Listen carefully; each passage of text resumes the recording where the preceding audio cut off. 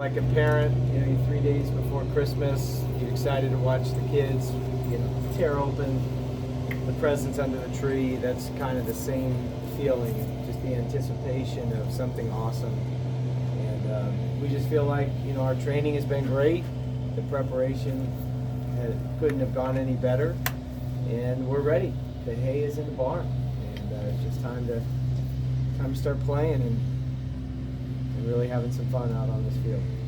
When last you visited everyone, I think your outfield was still, maybe there were some question marks there. Kind of settled into that and what the lineup's going to look like early on. Yeah, so there's 8 guys in the outfield that could all start on any given day. We had a couple of nicks and bumps and bruises last week. Collision, a sprained ankle.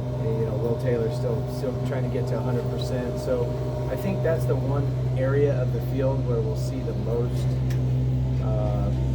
moving pieces, if you will. And not because we're not set on it, but just because we have a lot of very good and capable outfielders that need reps.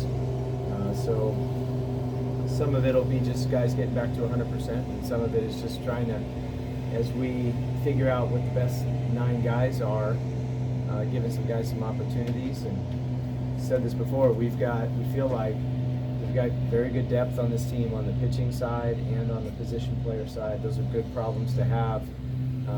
So we not only have some older returning players on this team that have credentials either in this program or in college baseball, we've got some young guys that need to get opportunities as well, so they can continue to develop and they can help us win for sure. Who is involved Pete, in the let me see collision? your mic. Let me see my mic. Oh, that was Nate Hall and Tristan Becerra, but that one did not affect Tristan Becerra. Nate was out a couple days last week, but he's actually fine now. Tyler Corbett sprained his ankle, and Will Taylor's still coming back, but I think I fully anticipate those guys will be able to participate in some capacity in this weekend. Did Will suffer some kind of setback, or is he just sort of? No, I think this is just the return to play protocol from our medical team. Yeah, it's not an exact science. There's some days are better than others, but when he's been healthy out there and making highlight reel web gem catches, it's been fun to watch. But I think just still building up to that consistency of being able to go 100% each day. He's not quite there yet, but when he is out there, he's very dynamic and explosive. What will your rotation look like this weekend? So all of these roles we're going to actually talk to our team about first. We haven't, my philosophy is we'll get everyone in the classroom. I'll do a PowerPoint and put everyone's role on the board so there's zero ambiguity and everybody knows going into the opening weekend what their role is, and I haven't done that yet. That'll take place either today or tomorrow in our class, probably tomorrow in our classroom setting. So I think just from looking at a guy like Ryan Ammons, moving him from the closer role to a starting role, we didn't move him to that role to start on Tuesdays. Like his makeup, his character, his toughness, his work ethic, his leadership, that's the type of guy you want setting the tone every single weekend. So I would expect that you're going to see him on Friday. But we have the pitching staff this year where we don't need our starters to go 7 or 8 innings. We've just got enough depth where we may not need that guy to go through the lineup that 3rd time or the 4th time. And there's just a lot of really good pitchers. Coach Bellinger has just done a phenomenal job of getting all these guys to attack the strike zone. It's like embedded in their daily regimen of the best pitchers and best pitching staffs consistently pound the strike zone. And it's always known that about him, just playing his teams on the other side, but now seeing how he reinforces it on a daily basis, it's really good. Last season, the weekend starters, there was a lot of fluidity there. Do you expect that to be the case this year, or 2 or 3 guys kind of separated themselves a little bit, aside from Ryan? Yeah, I'd say there's probably 5, 6, or 7, depending, guys that we are looking at in that starter role. And philosophically, again, a guy like Tristan Smith, very easily could start from a physical ability standpoint, but philosophically just never really put freshmen into that role opening weekend. You know, we didn't do that with David Price at Vanderbilt, but if you were to say to me, hey, I bet Tristan Smith is going to be a weekend starter by the end of the year, middle of the year, I'd say, yeah, I could see that. But we've got a lot of veteran pitchers that, you know, they've always had the stuff from the neck down. They've had good arms, good fastballs, good breaking balls, and now it's, you know, just harnessing that stuff and being able to command it like they want to. And so they've made a lot of strides in that department. So hopefully we won't have, you know, that fluidity, but it's college baseball and those types of things happen at times. But I've been very impressed with our overall pitching staff. So you're not naming an opening day starter, but you dropped a pretty big hint that it could be Mr. Adams. Yeah. Okay. When did that conversion to making a starter begin? In the fall, or once you evaluated things after the fall? I think we just started discussing it in the summer.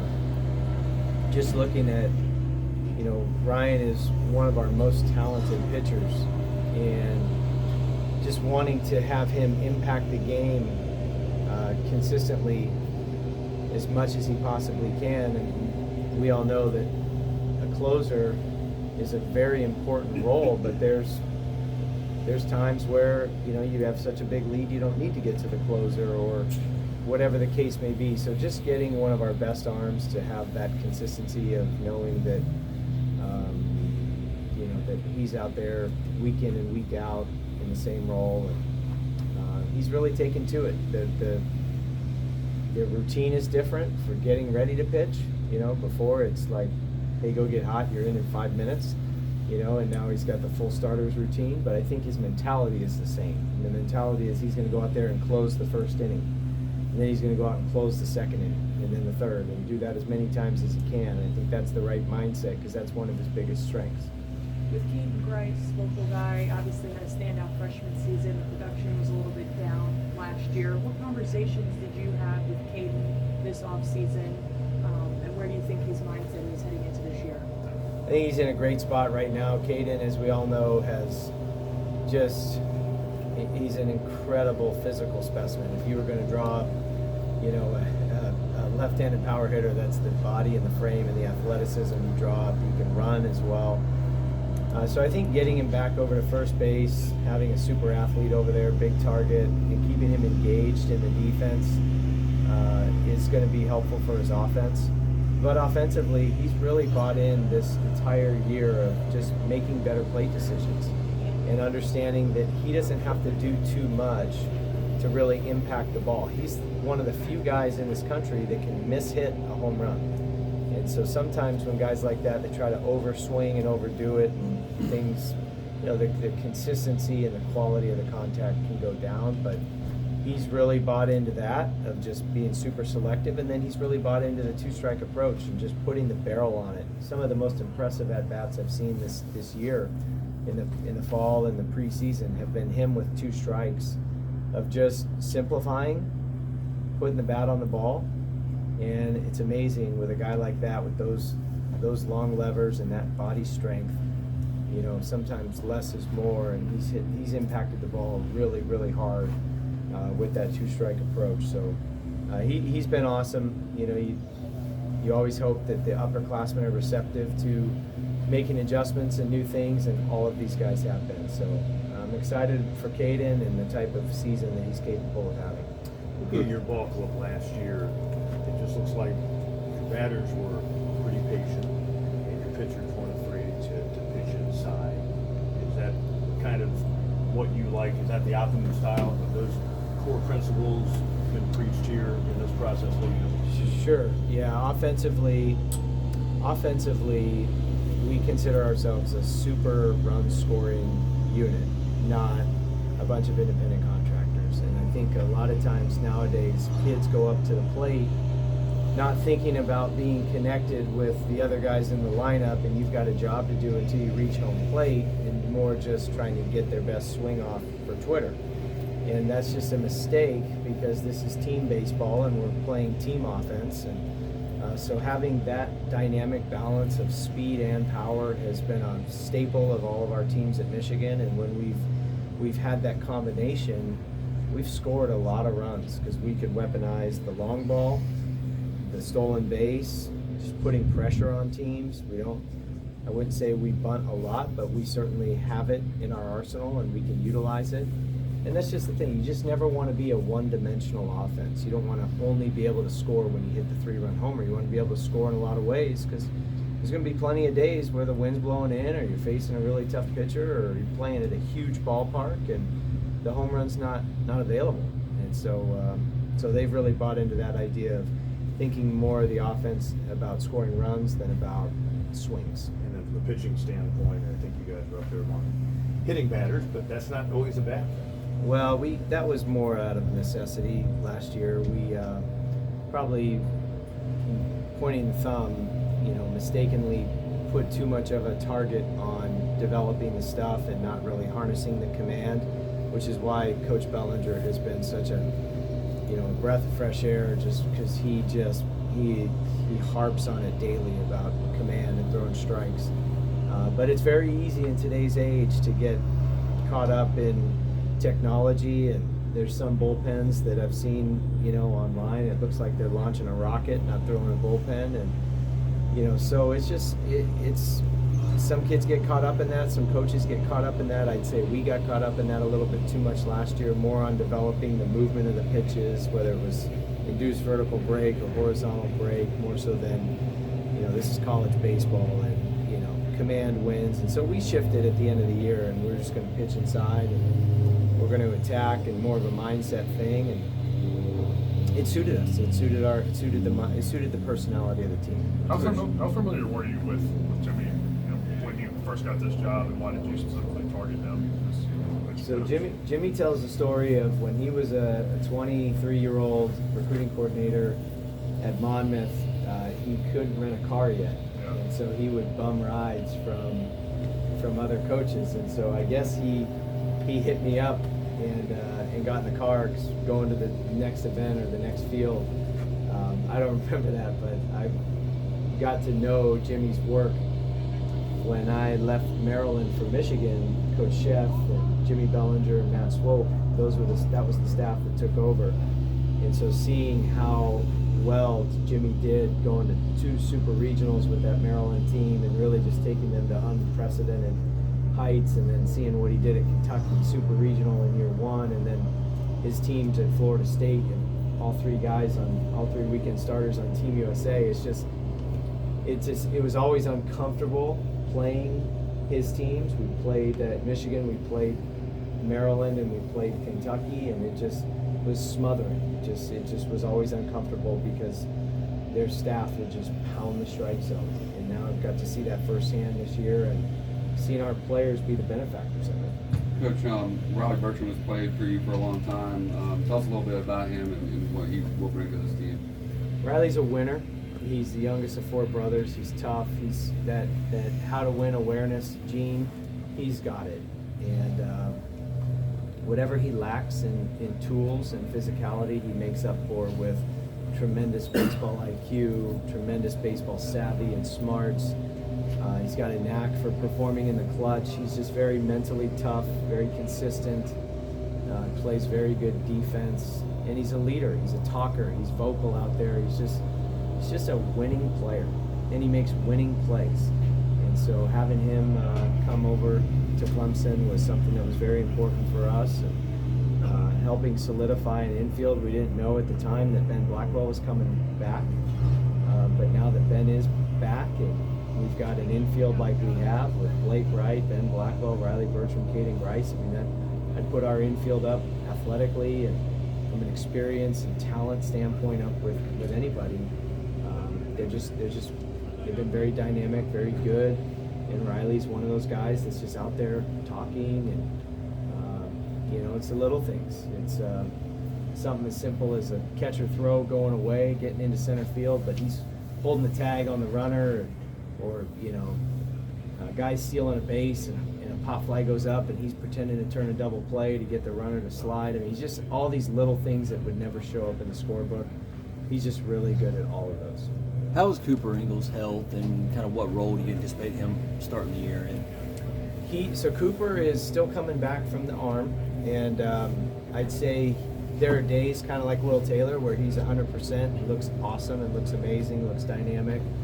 But I don't envision that he's going to be able to catch every single game back there. There's going to be plenty of days where he needs somebody to step in and give him a break. And luckily we have Jacob Gerald, who's a very good freshman player that has come in and really developed and done a very nice job with the pitching staff, and he has a receiver and a thrower, and he's got some pop in his bat. So you're going to see Jacob Gerald in there a lot. Obviously Cooper is an elite hitter, has some of the best bat-to-ball skills of anyone in college baseball, but he's not going to be able to catch every single game, at least early on. We're not catching the DHs probably.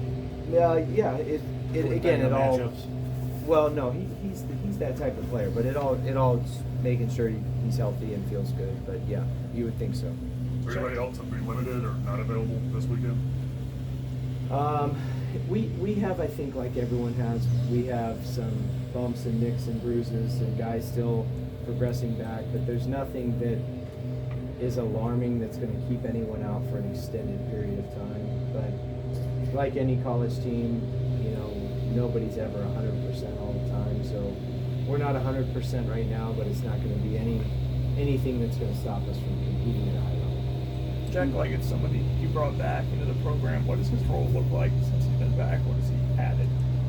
Well, Coach Leggett, his fingerprints are all over the stadium, all over this program. His title is program development, and I'd say that's the all-encompassing role because he touches every aspect of the program. He can't coach on the field, but he can coach the coaches. And he's been very instrumental in just passing along those words of wisdom and those nuggets that for our coaching staff, just because he's seen so much baseball, not only on this field, but in college baseball. But he can also be a mentor to the players, and he can give them those same words of wisdom and advice, just more life skills, and just referencing back to some of the players on the teams that he's had. And then all those players that he coached for 24 years. Those guys, having Coach Leggett re-engage with the program means 24 years worth of Clemson baseball alumni are also re-engaged with the program. And it just feels like this Clemson family and this Clemson baseball family is reconnected at the highest level possible right now. In getting to know these players over the last few months, what do you think is one quality that all of them possess that you think will really help them succeed this year? Personally, I just appreciate their buy-in and their all-in buy-in. They have all, there's plenty of guys out there that have credentials that are, returning starters or earned preseason accolades, but they've all been willing to make adjustments, to try new things. This fall was different because there was a huge focus of their development off the field, in the community, academically, shifting the target off of them as baseball players and putting it on other people and serving other people. And that part of that could be COVID related, where there weren't many opportunities the last few years to get out in the community, but not many of them have had the chance to do that. And they did it eagerly with a smile and could see just how beneficial it was to get engaged with this Clemson community, from young kids reading in schools to assisted living to last week's Night to Shine to everything in between.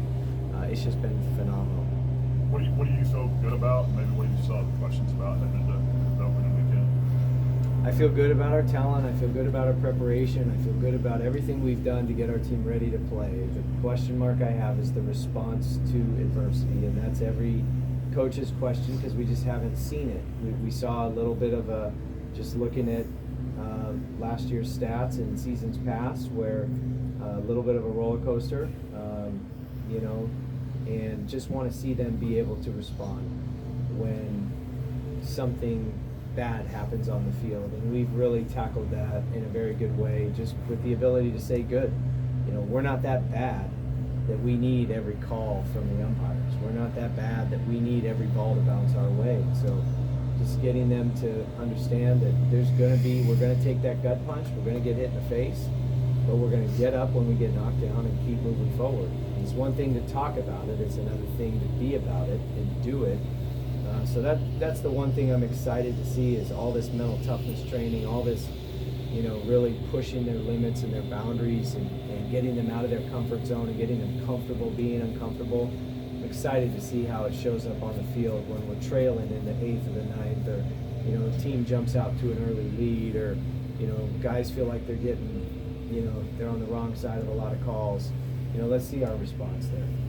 How much fun is this weather for you? I imagine in Ann Arbor it was a bit of a challenge filling the stands in early mid-February. Yeah, well, we weren't playing in Ann Arbor in mid-February, but I can't believe it. I was actually hoping we would get some cold weather days, some rainy days, something where we could actually train in the adverse weather, but the good Lord didn't dial that up. He dialed up sunny and 60s, and what's today, 67 and sunny, so it's been amazing. I can't believe how good the weather is down here, and it's, but I've said this a million times too. The bad weather at Michigan is what made those teams tough, and if we didn't have the bad weather, we would not have been as good as we were because we embraced it. So do you need something like that down here? Like, how do you instill that toughness without that adverse element? Well, that's what I'm saying. I'm excited to see how we handle the gut punch, because the ACC is going to be an absolute slugfest. You got heavyweights going at it all the time, and there's a lot of close games in this conference. Just having spent 11 years in the ACC and the SEC, everybody's good. Everybody's well coached. Everybody's got dudes. And how are you going to be able to handle the adversity and be able to get back up when you get knocked down and be able to come back, fight, scratch, claw your way back into a game when you get behind? So those are the ways that we're going to be challenged, I'd say, more so than a snowy day in Clemson, South Carolina. Expectations are a thing that outsiders want to talk about, and where you can finish in standings and accomplishments you can have throughout the year.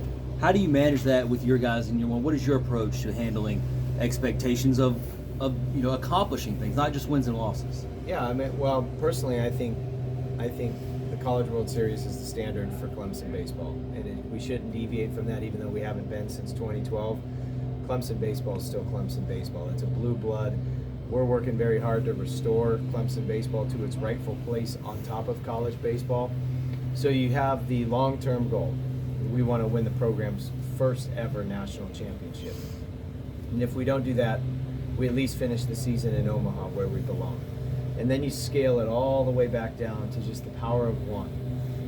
One day, one game, one inning, one pitch, one meeting, one breath, one rep, one whatever, and just put your focus on that in the moment and just keep getting better. Because we're going to need all those opportunities to grow and improve if we're going to be an Omaha team at the end. Nobody's going to Omaha this month.